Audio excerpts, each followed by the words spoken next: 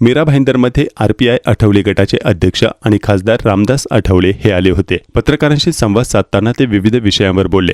मला तिसऱ्यांदा राज्यसभेची उमेदवारी मिळाली आहे। काल माझं भाजपच्या लिस्टमध्ये जाहीर केलं असलं तरी एनडीएचा मित्रपक्ष म्हणून माझं नाव त्यांनी जाहीर केलं आहे। मी आज उमेदवारी अर्ज दाखल केला आहे। 7 जागांच्यासाठी ही निवडणूक आहे। 7 जागांसाठी 7 उमेदवारांनी अर्ज भरला आहे, त्यामुळे यात बिनविरोध निवडणुका होतील। भाजपचे 3, आरपीआयचा मी 1, शिवसेनेचा 1, राष्ट्रवादी काँग्रेस पार्टी अजित पवारांची 1 आणि शरद पवारांचे एनसीपी 1 अशा 7 जागांवर पक्षाने उमेदवार उभे केले आहेत, ते बिनविरोध निवडून येतील। मला उमेदवारी देण्यामागे नरेंद्र मोदी आणि अमित शाह यांचा मोठा वाटा आहे। मला उमेदवारी देण्यामागे मोदी आणि शाह यांना पटवून देण्याचं काम श्री देवेंद्र फडणवीस यांनी केल्याचं मान्य केलं। मी ज्या पक्षात जातो त्यांना सत्ता मिळते हा इतिहास असल्याचं सांगितलं।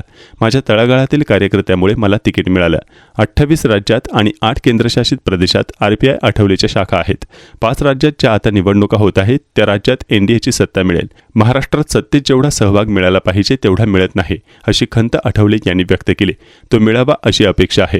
मीरा भाईंदरचे आमदार नरेंद्र मेहताकडे शैलेंद्र शेळेकर यांना नगरसेवक पद मिळावं अशी मागणी केल्याचं त्यांनी म्हटलं आहे। तिसऱ्यांदा राज्यसभेची संधी मिळाल्यामुळे सर्व तळागाळातील समाजासाठी काम करण्यास मिळणार आहे। देशाची इकॉनॉमी स्थिती 4 वर आहे, ती 3 वर येईल असा विश्वास त्यांनी व्यक्त केला। लोकसभेला संविधानाच्या मुद्द्यावर चुकीचा प्रचार झाल्यानं आम्हाला नुकसान झालं आहे, मात्र त्यानंतर झालेल्या सर्व निवडणुकात आम्हाला प्रचंड बहुमत मिळाले आहे। येणाऱ्या 5 निवडणुकातही आम्हाला स्पष्ट बहुमत मिळालं। वेस्ट बंगालमध्ये सुद्धा एनडीएचं सरकार आहे। ममता बॅनर्जी यांनी गेल्या 5 वर्षात पश्चिम बंगालला कंगाल करण्याचं काम केल्यानं यंदा भाजप तेथे येईल असा विश्वास व्यक्त केला आहे। आज भारत आणि इंग्लंडची मॅच बघणार असल्याचंही त्यांनी आवर्जून सांगितलं।